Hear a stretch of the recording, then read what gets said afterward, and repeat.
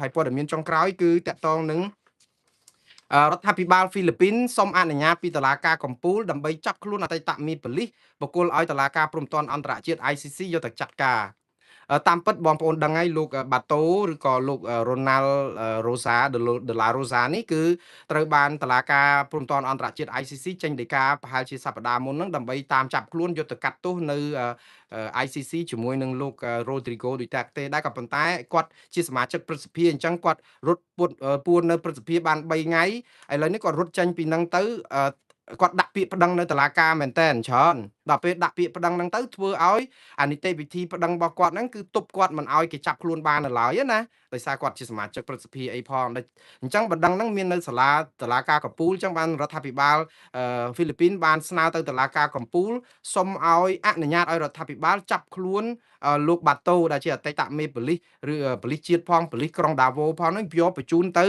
ឲ្យកាត់ទោសឲ្យបានកុំឲ្យទុកនៅទៀតព្រោះអីគាត់ប្រព្រឹត្តបទអក្រិតធ្ងន់អីអញ្ចឹងឥឡូវគឺគេកំពុងតែតតាំងគ្នាតាមផ្លូវតុលាការមិនដឹងថាសម្រេចក្តីនៅពេលណាទេតែយ៉ាងណាប្រទេសហ្វីលីពីននេះណាកាលលោកឌូតេតេនៅរ៉ូឌ្រីហ្គោឌូតេតេនៅឆ្នាំ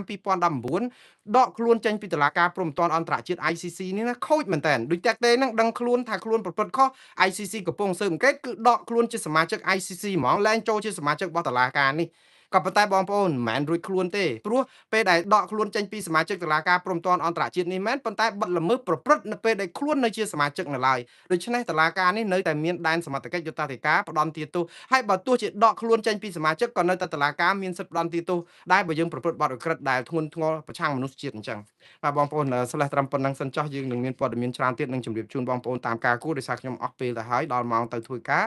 អរុនសួស្ដីបងប្អូននៅទីក្រុងឡុងបិចទាំងអស់គ្នានិងអ្នកដែលផ្សេងទៀតនៅរដ្ឋផ្សេងឬប្រទេសផ្សេងដែលថ្ងៃរះរាត្រីសួស្ដីបងប្អូននៅប្រទេសកម្ពុជាសូមទទួលទានដំណេកឲ្យលងលក់ស្កាប់ស្កល់ស្អែកយើងទៅប្រកបរបរទទួលទានតាមសមាអាជីវកុំធ្វើចោលដើម្បីរលុយសងមីក្រូហិរញ្ញវត្ថុតទៅទៀតបាទសូមអរគុណសូមជម្រាបលា